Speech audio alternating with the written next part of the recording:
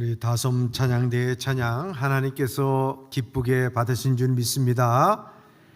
이 시간 우리에게 주시는 말씀은 역대상 15장 10절서부터 15절의 말씀입니다.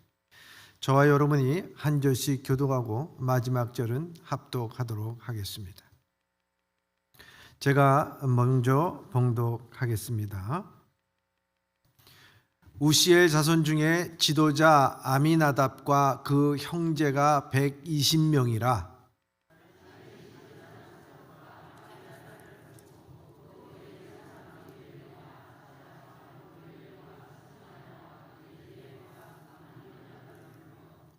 그들에게 이르되 너희는 레위 사람의 지도자니 너희와 너희 형제는 몸을 성결하게 하고 내가 마련한 곳으로 이스라엘의 하나님 여호와의 궤를 메어 올리라.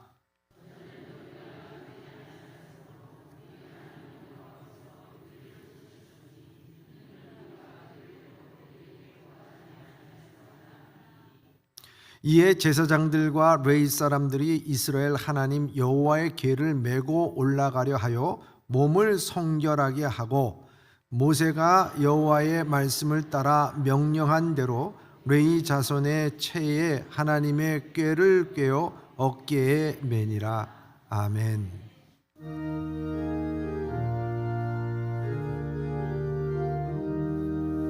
사랑합니다. 감사합니다. 축복합니다. 인사 나누시면서요. 사랑합니다. 감사합니다. 축복합니다. 승리하세요. 할렐루야. 저는 시행착오 속에서 신앙은 성숙해진다라는 제목으로 하나님의 말씀을 함께 나누고자 합니다. 여러분들이 잘 아는 토마스 에디슨 발명왕이라고 하는 분이 계십니다. 근데 그분의 연구소가 한번 화재로 인해서 완전히 불에 탔습니다. 그 가치를 지금에 환산한다면 약 2억 달러 정도 된다고 얘기합니다. 지금 말하자면 우리로 말하자면 한 2,400억 정도의 그 손실을 본 거죠. 그런데 보험에 들은 것은 그거에 극히 적은 것만 들었기 때문에 손해가 이반저만이 아니었습니다. 그런데 무엇보다도 이 에디슨이 평생에 이룬 업적 중에 상당한 것이 그 밤에 다 불태워졌다는 것입니다. 불이결이 한참 일어났을 때 그 아들 찰스가 아버지를 찾습니다. 24살 난 아들 찰스가 연기 제한의 덧대미 속에서 미친 듯이 아버지를 찾았습니다. 근데 마침내 아버지를 발견했습니다. 그런데 뜻밖의 이 에디슨은 조용히 서서 그 불타는 장면을 지켜보고 있었습니다. 얼굴은 많은 생각으로 잠겨져 있습니다. 흰머리가 바람에 날리고 있었습니다. 훗날에 이 찰스는 이렇게 말합니다. 그 광경을 바라보면서 마음이 너무 아팠습니다. 왜냐하면 아버지의 그때 나이가 67세였기 때문에 더 이상 젊은 나이가 아니었습니다. 그런데 모든 것이 다 불에 타버리고 말았습니다. 그때 아버지는 저를 보면서 소리를 쳤습니다. 찰스야, 내 엄마 어딨냐? 글쎄요, 나 엄마 어딘지 모른다. 그러자 아버지가 얘기하기를, 얘야, 빨리 엄마를 찾아서 이곳에 데려와라. 평생 구경하지도 못한 거 구경하고 있는 중이니까 하면서 불렀습니다. 다음날 아침 다 잿더미가 된 그 연구소에서 이 에디슨이 찰스에게 말합니다. 재난 속에는 항상 교훈이 있단다. 그동안 우리가 행한 모든 시행착오가 남김없이 다 불태워버렸으니 이제 하나님 덕분에 우리는 다시 시작할 수 있는 거란다. 그리고 나서 2주 후에 그 유명한 죽음길을 발명하게 됩니다. 사랑하는 예봄의 성도 여러분, 살아가는 데 필요한 모든 지혜를 다 갖추었으면 얼마나 좋겠습니까? 그러나 우리는 살아가면서 깨지고 아파하고 슬퍼하면서 눈물까지 흘리게 됩니다. 그러한 시행착오를 거친 뒤에야 비로소 삶이 무엇인지 조금씩 깨달아가는 것 아니겠습니까? 부모들의 가르침이나 학교에서 배운 지식으로 삶의 우여곡절들을 다 피할 수는 없습니다. 연인과 이별을 겪은 뒤에야 자신에게 어울리는 사람들을 알게 되고, 아프고 난 뒤에야 건강한 소중함을 깨닫게 되는 것입니다. 그러니 인생이 뜻대로 되지 않는다고 해서 너무 원망하거나 자책하지 말아야 한다는 것입니다. 실수를 통해 깨닫는 바 하나하나씩 우리가 그 시행착오를 깨닫고 나간다면 어느덧 우리는 성숙한 사람으로서 서 있게 된다는 것입니다. 저는 우리의 신앙도 마찬가지라고 생각이 됩니다. 우리의 신앙은 끊임없는 시행착오 속에서 살고 있습니다. 그런데 이런 시행착오를 하면 할수록 우리는 하나님의 말씀에 대한 더 확고한 신앙과 믿음을 갖고 나가야 된다는 말씀입니다. 그럼 믿음의 선배들이 이런 말을 할 때가 참 많이 있습니다. 하나님의 말씀 틀린 게 없어요. 하나님의 말씀 틀린 게 없어요. 여러분, 하나님의 말씀 틀린 것이 없다라고 말하는 짧은 명제 가운데 그들은 숱한 시행착오 끝에 깨달은 말을 해주고 있는 것입니다. 살아보다 보니 하나님의 말씀 틀린 것이 없더라. 사랑하는 예봄의 성도 여러분, 오늘 본문에 다윗은 하나님의 궤를 옮기는데 두 번째 옮기는 것에 대해서 말씀을 하고 있습니다. 두 번째 옮긴다고 하는 것은 첫 번째 실패를 했기 때문에 두 번째 옮기는 것을 우리에게 말씀하고 있는 것입니다. 왜 실패했을까? 하나님의 궤를 실은 수레를 끌던 소들이 갑자기 뛰는 바람에 이 수레를 몰던 사람 웃사가 손을 들어 하나님의 궤를 붙들었다가 하나님의 진노를 사서 그 자리에서 죽자 다윗은 두려워해서 이렇게 얘기합니다. 여호와의 궤가 어찌 내게 오리요 하고는 하나님의 궤를 옮겨오기를 중단을 하게 됩니다. 그런데 과연 웃사 한 사람이 거룩한 법궤에 손을 댔다고 해서 이 법궤를 옮겨오는 것이 그것이 중단이 됐을까 하는 것입니다. 근데 이 성경을 보면은요, 그렇지 않아요. 웃사 한 사람의 일 때문에 그렇게 된 것이 아니라고 하는 것을 우리가 분명히 알아야 되는 것입니다. 이 법궤를 옮기는 일에 대해서는 사무엘 하에서와 또 역대상에서도 똑같이 기록을 하고 있습니다. 근데 사무엘 하에서 기록하는 것은 이 역대에서의 기록하는 것과는 좀 차이점이 있다는 것입니다. 사무엘하 6장에서는 다윗이 웃사의 죽음 때문에 하나님의 궤를 옮기는 일을 중단했지만 석 달 후에 하나님의 궤를 맡고 있던 가드 사람 오벳 에돔의 그 온 집과 그 모든 소유에 하나님의 복을 주셨다고 하는 말을 들은 다윗은 다시 한번 하나님의 궤를 예루살렘으로 옮기는 일을 하게 됩니다.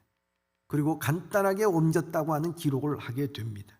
이에 반해서 오늘 이 역대상은 다윗이 처음 하나님의 궤를 옮길 때 일어난 웃사의 죽음에 대한 원인을 분석을 하고 두 번째로 하나님의 궤를 옮겨올 때 다윗의 신중함과 비교적 그 모든 내용을 자세히 기술하고 있는 것입니다. 즉 그가 실패하고 시행착오를 겪은 일에 관하여서 그 원인이 무엇인지 그것을 깨닫고 다시는 그런 시행착오가 일어나지 않기 위하여서 모든 일들을 준비하는 것을 볼 수가 있습니다. 처음에 다윗의 법궤를 옮기고자 할 때 옮기기 위하여서 다윗은 의논을 합니다. 역대상 13장 1절에 보면 이렇게 되어 있습니다. 시작. 다윗이 천부장과 백부장 곧 모든 지휘관과 더불어 의논하고. 다윗이 법궤를 움직일 때 그가 의논한 사람들의 대상자가 누구였느냐? 천부장과 백부장과 모든 지휘관들이라고 말하고 있습니다. 다시 말하자면 군부 지휘관들과 더불어 의논한 것입니다. 법궤를 움직이는 일이 무슨 군사작전에 필요한 사람들이 필요한 것입니까? 아니라는 것이죠. 그것을 역대상은 꼬집고 있는 것입니다. 그런데 이 일을 실패하고 나서 다윗은 역대상 오늘 본문의 말씀에 앞서서 15장 2절에 이렇게 말씀하고 있습니다. 시작. 다윗이 이르되 레위 사람 외에는 하나님의 궤를 맬 수 없나니 이는 여호와께서 그들을 택하사 여호와의 궤를 메고 영원히 그를 섬기게 하셨음이니라 하고. 아멘.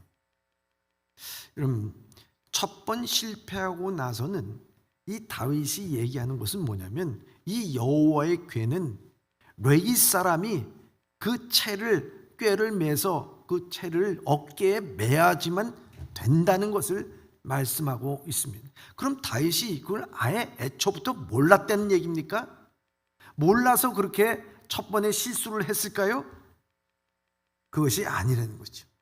역대상 15장 11절에 이렇게 말씀하고 있습니다. 시작. 다윗이 제사장 사독과 아비아다를 부르고 또 레위 사람과 우리엘과 아사야와 요엘과 스마야와 엘리엘과 아미나답을 불러 그들에게 이르되. 아멘. 두 번째 이 하나님의 궤를 옮길 때는 누구와 의논을 했느냐? 제사장 그룹과 의논을 했다고 말하고 있습니다. 처음처럼 천부장, 백부장, 군 지휘관을 불러 의논하지 않았고 제사장과 레위 사람들을 불러서 하나님의 궤를 옮기는 일에 대하여 논의했다라고 말하고 있습니다. 그렇게 한 이유가 뭐겠습니까? 오늘 본문의 말씀 15장 13절에 이렇게 말씀하고 있습니다. 시작. 전에는 너희가 매지 아니함으로 우리 하나님 여호와께서 우리를 찢으셨으니 이는 우리가 규례대로 그에게 구하지 아니하였음이니라 하니. 아멘. 실패 원인이 뭐냐? 규례대로 하지 않았다는 것을 말씀하고 있습니다. 이것을 통해서 하나님께서는 우리를 찢으셨다고 말씀하고 있습니다. 규례라는 게 뭡니까?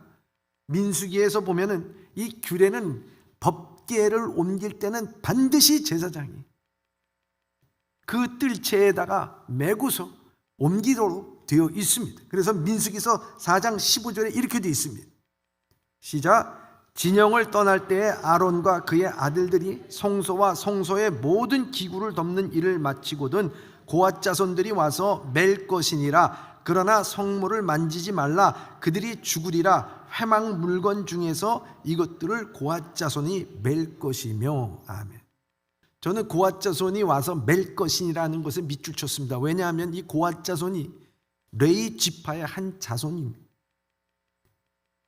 그 모든 성물의 기구를 옮기는 책무를 맡은 레위 지파 사람들이었습니다. 그렇다면 다윗이 이런 사실을 처음에 몰랐을까요? 아니라고 하는 것입니다. 알았습니다. 그런데 알았음에도 불구하고 왜 첫 번부터 그런 방법을 하지 않았을까 하는 것입니다. 그것은요, 사무엘 하 6장에 기록되어 있는 첫 번에 이 법궤를 옮기는 그 과정을 보면은 다윗의 마음을 알 수가 있다는 거예요. 첫 번에 이 법궤를 옮길 때의 모습이 무엇이었습니까? 다윗이 다시 이스라엘 정병 3만 명을 징집하여 그들을 모두 이끌고 유다 바알로 올라갔습니다. 그리고 하나님의 궤를 옮기려고 했습니다. 그리고 아비나답의 집에서 궤를 꺼내서 새 수레, 다시 말해서 한 번도 물건을 싣지 않았던 이 새 수레에다가 아비나답의 두 아들 우사와 아히요가 그 새 수레를 몰았습니다. 뿐만 아니라 다윗은 이스라엘의 모든 가문에서 힘을 다하여 잣나무로 만든 온갖 악기, 수금, 검은고를 타며 소구와 꽹과리와 심벌지를 치며 주님 앞에서 기뻐하였다라고 기록되어 있습니다. 이게 맨 처음 법궤를 옮길 때에 그 천부장과 백부장과 군 지휘관들과 논의한 결과 이렇게 한 것입니다. 마치 이것은 무엇을 의미합니까? 법궤를 옮기는데 정병, 군인 3만 명이 왜 필요합니까? 법궤를 옮기는데 온갖의 오케스트라를 다 동원해가지고 그 앞에서 행진곡을 치면서 소고를 치면서 가야 될 이유가 있습니까? 이것은 마치요 개선 장군이 전쟁에서 승리하여서 입성하는 것과 똑같은 모습이라 하는 것입니다. 이 내면 깊은 곳에 보면은 이 다윗은 이 법궤를 옮기면서 이스라엘 백성들에게 이 법궤가 얼마나 중요한 것인지를 가르쳐 주는 것도 있지만, 거기에서 그들은 법궤를 옮기면서 자기의 열심과 자기의 의의와 자기의 자랑과 그 외부적으로 화려함을 보여주는 것에 이 모든 모습이 있었다고 하는 것입니다. 그것으로 인해서 이 하나님께서는 이 법궤를 옮기는 일에 관하여서는 하나님께서는 원하셨는지 모르지만 그 방법에 관하여서는 하나님은 원치 아니하셨다고 하는 것입니다. 여러분, 이 법궤라고 하는 것이요 엘리 제사장 때에 그 야백이라고 하는 전투에서 이 법궤를 뺏겼어요.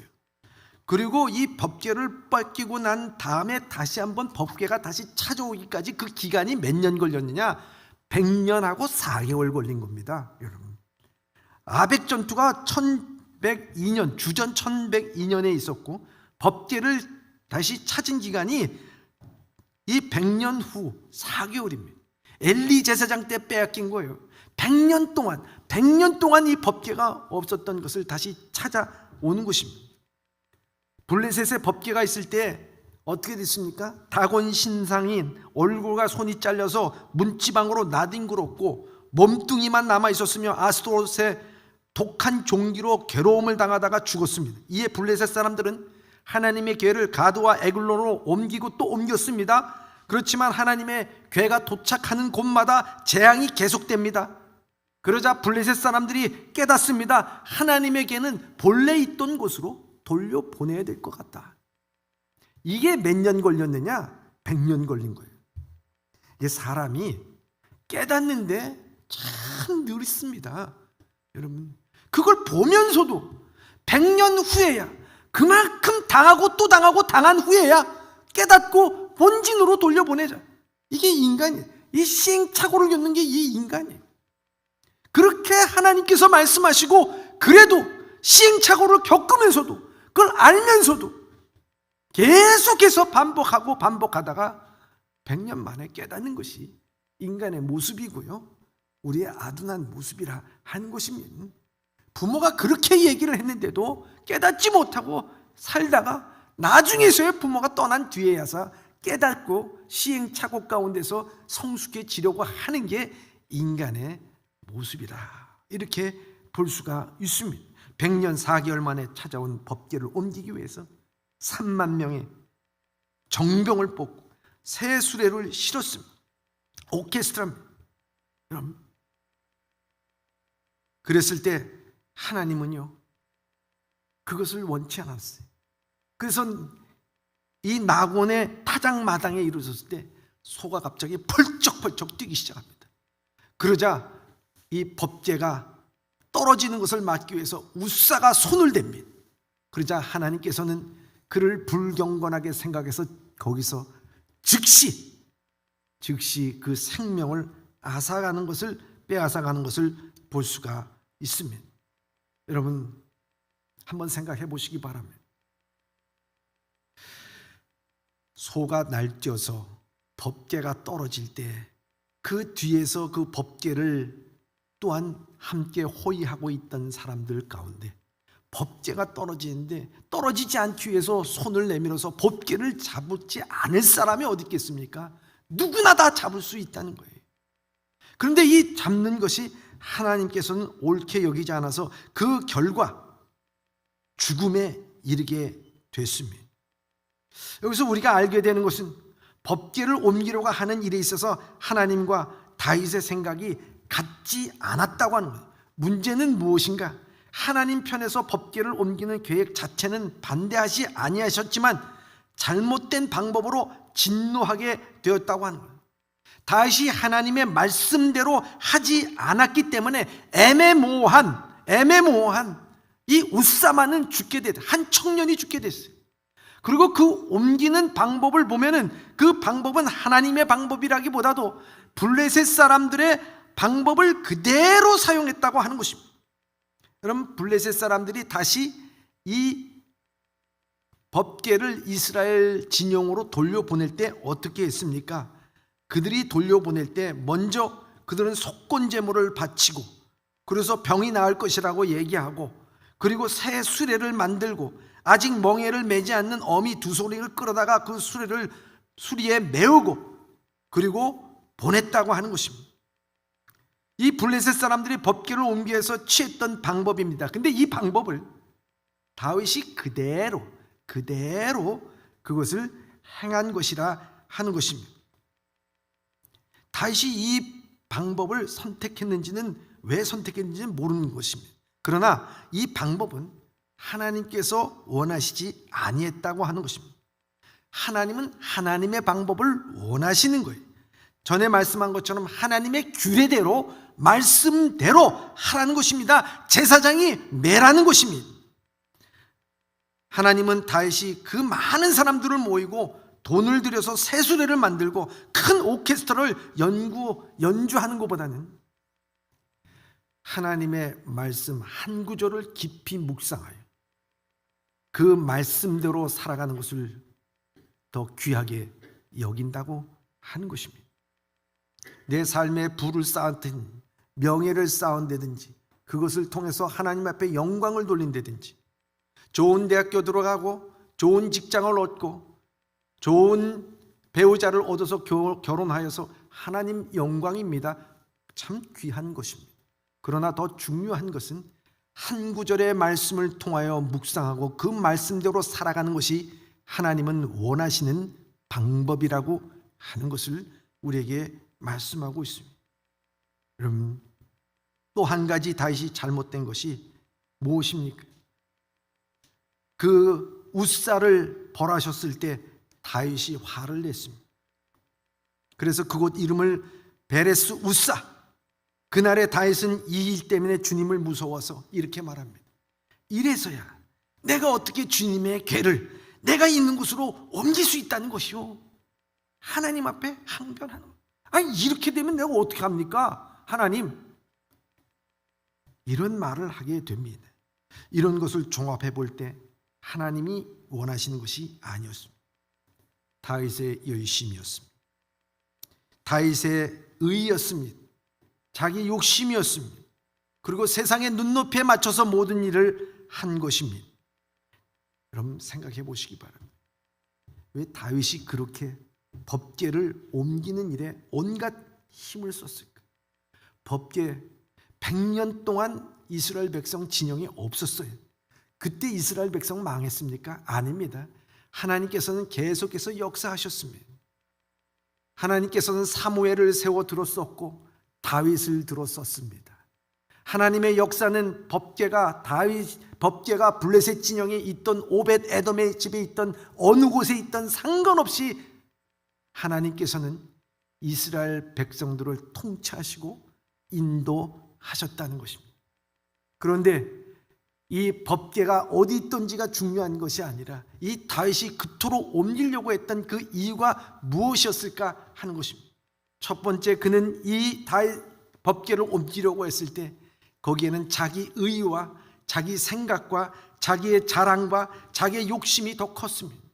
사울이 마치 자기 통치 수단으로 이 법궤를 사용하듯이 이 다윗이 이 법궤를 옮김으로 말미암아 하나님께서 자기를 인정하여 주시고 이 법궤가 자기 안에 있어서 정치적인 영향력 안에 이 법궤가 있다는 것을 사람들에게 말해주고 싶었고 알려주고 싶었습니다. 그러나 이 모든 것들은 잘못된 것임을 그는 깨닫게 됩니다. 그는 인본주의적인 신앙을 버리고 그의 자랑을 버리고 자기의 욕심과 자기의 의의를 버리고 통치 수단이 아니라 하나님께서 이 궤의 참 주인 되시는 하나님의 존재를 깨닫고 자신의 순결한 신앙을 통해서만이 하나님의 거룩한 임재로서 법궤의 상징적인 역할을 재구실한다고 하는 것을 깨닫게 됩니다. 이스라엘 백성들에게서 참 중요한 것은요, 성전이 중요한 것이 아닙니다. 법궤가 중요한 것이 아닙니다. 법궤와 성전에 대하는 이스라엘 백성들의 마음이 더 중요하다는 것입니다. 그래서 이스라엘 백성들이 죄악에서 떠나서 스스로 이야기하기를 하나님이 이 성전에 계신다고 자유하거나 이것이 여호와의 전이라고 떠드는 거짓말을 더 이상 믿지 말라고 책망하셨을 뿐만 아니라 성전을 의지하고 죄만 짓기 때문에 성전을 부수겠다고 이 예레미야서 7장에는 말씀하고 있습니다. 결국 하나님께서 중요한 것은 예나 지금이나 법궤나 성전 자체가 아니라 진정으로 하나님의 사랑하고 그 사랑하는 마음이 있는가, 이게 중요합니다. 그래서 결국 이 다윗이 이 첫 번째 시행착오로 인해서 깨달은 것은 뭐냐? 그 마음속에 깊이 깨달은 것은 하나님의 법궤를 옮기는 것이 중요한 것이 아니라 내가 이 법궤를 옮길 때에 내 마음이 어떠한가가 중요한 것을 깨닫는 겁니다. 아, 내가 하나님을 사랑하는가? 내가 하나님을 사랑하여서 말씀대로 행하는가? 그것이 마음속에 확 들어오기 시작합니다. 여러분, 시편 18편을 보면요, 이 다윗이 전쟁터를 누비면서 모든 전쟁에서 승리를 하게 됩니다. 그리고 나서 그는 18편 1절에 이렇게 고백을 합니다. 시작. 나의 힘이 되신 여호와여, 내가 주를 사랑하나이다. 아멘. 빗발치는 화살과 칼날과 피비린내 나는 전투 가운데서요, 살아남았어요. 살아남다 보니까 그가 겪은 것이 무엇인가?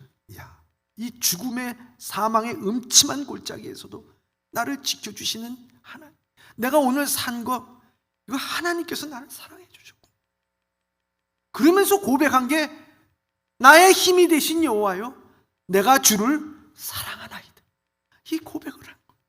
이 고백이 그대로 두 번째 법궤를 옮길 때에 내 문제는 다른 것이 아니라 마음의 문제였다는 거예요. 여러분, 하나님의 말씀을 따르는 일이라는 것은요, 여러분, 우리가 율법적으로 행하는 게 문제가 아니고 여러분들 마음에서 그 말씀에 전적으로 하나님 감사합니다. 나를 이제까지 지켜주시고 인도하신 그 은혜 감사합니다. 그 사랑에 힘입어서 그 모든 일들을 감당하는 것이라 하는 것입니다. 여러분, 그것을 이 다윗은 깨닫기 시작했다고 하는 것입니다. 그래서 15절에 모세가 여호와의 말씀을 따라 명령한 대로 레위 자손의 채에 하나님의 궤를 깨어 어깨에 매니라 하면서 하신 말씀이 뭡니까? 여호와의 말씀에 따라. 이스라엘 백성들이 여호와의 말씀을 따라 행하지 않을 때는 재난과 고난과 오욕의 역사가 닥쳐왔습니다. 그러나 하나님의 말씀을 따라 행했느냐 안 했느냐? 따를 때는 하나님께서 그 민족에게 평안을 허락하여 주셨어요. 여러분, 이스라엘 백성들이 왜 하나님의 말씀을 따르지 않았겠어요? 따르지요. 따르나 입술만 따른 거예요. 마음은 따르지 않은 거예요. 생각은 딴 데가 있는 거예요. 그러면서 겉모양만 따른 거예요. 그게 따른 겁니까? 아니죠. 여기 따랐다고 하는 것은 온 마음을 다하여서 하나님을 사랑하는 마음이 전제가 된 상태 속에서 따랐다고 하는 것을 말씀하고 있는 거예요. 다윗은 그것을 깨달은 것입니다. 하나님의 말씀을 따라 행한 것은 의무나 책임감이 아니었습니다. 무서움이 아니었습니다. 하나님을 지극히 사랑하는 마음이었습니다. 그래서 예수님께서도 요한복음 14장 21절에 우리에게 말씀합니다.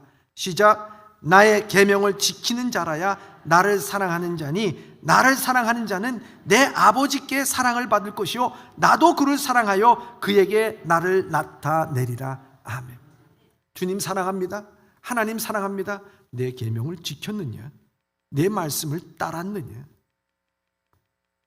하나님을 반대로 생각하면 주님을 사랑하는 마음이 따를 수밖에 없다라고 하는 것입니다. 그가 시행착오 끝에 깨달은 것은 하나님의 사랑은 법궤를 옮길 때 그 행동에서 나타나는 것 아니겠습니까?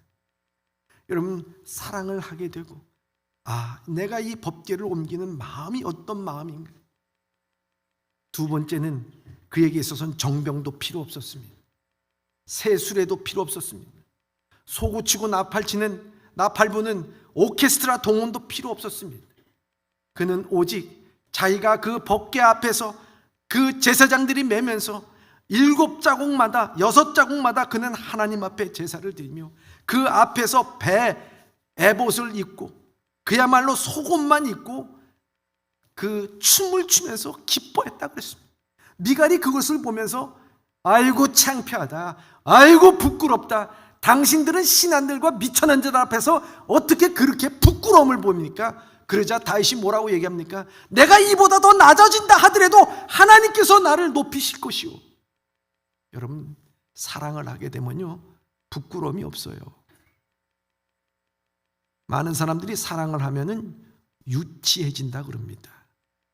그런데 그 유치한 것을 기꺼이 합니다. 왜? 사랑하기 때문에. 여러분, 사랑하니까 그 앞에서 속옷만 입고 춤추는 이유가 거기 있는 거예요. 자기의 시행착오를 겪고 난 다음에 거칠애로 하지 않고 속마음으로 하기 시작한 겁니다. 여러분, 말씀에 따라하는 것은 거칠애로 하는 것이 아니라 속마음으로 하는 것입니다. 어떤 집단 상담학자가요, 남자와 여자 결혼한 부부들을 둘이로 이렇게 분리를 해놓고 먼저 아내들에게 물어봤어요. 당신들이 정말 남편들에게 원하는 제1순위가 뭡니까? 물어봤어요. 제1순위가 뭡니까? 그럼 남편들에게 원하는 제1순위가 뭡니까? 속으로만 생각하시기 바랍니다. 그 다음에 남편 그룹에게 갔습니다. 그래서 남편들에게 묻습니다. 여러분, 아내들이 여러분들에게 원하는 제1순위가 뭔 줄 아십니까? 그러니까 남편들이 이구동성으로 얘기합니다. 돈이요! 자나깨나 돈 벌어라 그럽니다. 돈이 필요하다 그럽니다. 돈 때문에 돌아버릴 지경입니다. 얘기합니다. 근데 아내들이 원하는 거와 동떨어진 것입니다. 그때 이 상담가는 이 사람들에게 얘기합니다. 아내들이 1순위로 원하는 것은 돈이 아닙니다. 아내들이 원하는 것은 자기 존중이었습니다. 함께 살면서 당신 그것도 몰라? 면박을 주거나 하는 일에 대해서 하찮게 여기거나 자기 존재에 대해서 무시하는 것이 아니라 인격적으로 서로를 사랑하는 것, 믿어주는 것, 그것은 아내나 남편이나 똑같다고 하는 것입니다. 서로 우리는 겉모습만 보고서 생각할 때가 있습니다. 우리의 신앙도 마찬가지 아니겠습니까? 하나님이 나에게 대해서 원하시는 것이 무엇일까? 충성, 봉사. 여러분, 하나님은요 원하시는 것이 뭐겠습니까? 나를 사랑해라, 나를 존중해라. 그러면 나도 너를 사랑하고 존중해라. 아니, 나를 사랑했기 때문에 존중한 것이 아니라 창세전부터 내가 너를 사랑했다. 그게 주님의 마음 아니겠습니까? 그걸 다윗은 깊이 깨달은 거예요. 베드로도 그 비자 앞에서 벌벌 떨면서 부인했던 이 베드로도 진정 주님께서 다가오셔서 내가 나를 사랑하느냐. 그것을 깨닫는 순간 그 수많은 시행착오를 다 물리치고 이 예루살렘 교회 초대교회의 귀한 사도로서 그 권위가 있게 되고, 마지막에 전설에 의하면 로마에서 거꾸로 십자가에 못 박혀서 죽었다고, 순교했다고 기록하고 있는 것을 볼 수가 있습니다. 여러분, 다윗도 마찬가지였습니다. 그 모든 것들에 하나님의 사랑을 깨닫고 난 다음에 그는 부끄러움이 없었습니다. 그 앞에서, 하나님 앞에 이보다 더 부끄러워도 그렇게 할 판이었습니다. 그리고 마지막에 그는 그 성전 짓기 위해 준비를 다 했다 하더라도 하나님께서 딱 막으실 때 고백을 하게 되는데, 역대상 29장 14절에 이렇게 나와 있습니다. 시작. 나와 내 백성이 무엇이기에 이처럼 즐거운 마음으로 들을 힘이 있었나이까? 모든 것이 주께로 말미암사오니 우리가 주의 손에서 받은 것으로 주께 드렸을 뿐이다. 아멘. 자기 주장을 하지 않습니다. 이 모든 것을 겪고 나니까 하나님께서 나에게 주셨습니다. 하나님의 것입니다. 하나님 사랑합니다. 내가 이것을 드릴 수 있는 것도 하나님의 사랑입니다. 얼마나 귀한 것인지 모르는 거예요. 이러면서 다윗의 역대기의 사적을 마무리하고 있습니다. 하나님의 목적, 방법, 말씀대로 따를 뿐이라 하는 것입니다. 요즘 우리나라 전국을 흔들고 있는 것이 뭐겠습니까? 대선 정국입니다. 참 훌륭한 대통령을 선출하기 위해서 각자 나름대로의 생각이 있을 것입니다. 그런데 이 대선 정국을 맞이해서 후보자들이 하나같이 동일하게 얘기하는 것이 있습니다. 그것은 다른 것이 아니라 국민의 눈높이에, 오늘 국민의 백성들의 눈높이에 자기들은 무슨 공약을 내세우고 뭘 하겠다고 얘기를 합니다. 그런데 국민의 눈높이에 그 일을 할 때 그 마음속에는 한 표를 더 얻기 위해서 아마 그런 공약을 하고 있는지는 모릅니다. 여러분, 그들 마음 가운데 중요한 것은 국민의 눈높이가 아니라 국민을 사랑하느냐 하는 마음이지요. 오늘도 마찬가지입니다. 이 세상에 살면서 여러분들은 어떤 눈높이에 살고 있습니까? 세상이 요구하는 그 세상의 눈높이에, 옆에 있는 사람의 눈높이에 맞춰서 여러분들은 살아가려고, 인정받으려고 아둥바둥하게 됩니까? 그건 하나님이 원하시는 방법이 아니라고 하는 것입니다. 여러분, 하나님의 임재가 우리에게 있다면, 그런 방법으로 사용한다면 우리는 이미 법궤를 잃어버린 겁니다. 우리 마음속에 하나님의 임재인이 법궤를 찾는다는 것은 바로 무엇입니까? 사람의 눈높이도 아니요, 세상의 눈높이도 아니요, 하나님의 눈높이에 우리가 맞춰져야 될 줄 믿습니다. 하나님의 눈높이가 뭐겠습니까? 우리에게 과도한 짐을 지는 것입니까? 아닙니다. 내가 너를 사랑했다. 나를 사랑하는 것, 그게 하나님의 눈높이입니다. 주님 사랑하는 것, 그리고 그 사랑으로 해서 이웃을 사랑하는 것, 하나님이 나를 위하여 십자가에 돌아가신 그 은혜를 생각하며 한없는 눈물을 흘리고 감격하고 기뻐하면서 그 사랑으로 모든 것을 극복하고 이겨나가고 시행착오 가운데 우리의 신앙과 믿음이 성장하는 것이라는 것입니다. 여러분, 얼마나 귀한 것입니까? 여러분, 오늘 여러분들은 어떤 눈높이에 살고 있습니까? 저는 요즘 살아가면서요, 참 강심장으로 살아가야 된다는 것을 많이 느낍니다. 왜냐하면요, 강심장이 아니면 못 살아가요. 막 아파트가 어느 날 붕괴되고, 물가는 천정부치로 솟고, 그리고 주변은 더욱더 흉악해지고, 어디서 어떤 사건이 일어날지 모르고, 미래가 불투명해지고, 그리고 불안과 두려움이 우리를 옥죄이게 되고. 여러분, 그랬을 때요, 저는 지금 코로나19 백신이 필요한 게 아니라요, 이러한 강심장으로 살아갈 수 있도록 우리 마음을 좀 안정시켜주는 새로운 약, 만풍나정 이게 필요하다고 생각해요. 그런데 정말 중요한 거 이게 아니지요. 강심장으로 살아가는. 여러분 어떨 때 우리가 강심장 되는 줄 아십니까? 저는요 강심장 되는 비결은 딱 한 가지입니다. 사랑하면 강심장 됩니다. 부모가 자식을 사랑하지요. 어려운 역경과 시련 가운데서도 강심장 됩니다. 여러분 어려운 역경과 시련을 맞았을 때 하나님을 사랑하지요. 강심장 됩니다. 다윗 전쟁 가운데서도 그가 승리할 수 있었던 건 무엇입니까? 나의 힘이 되신 여호와여, 내가 주를 사랑하나이다.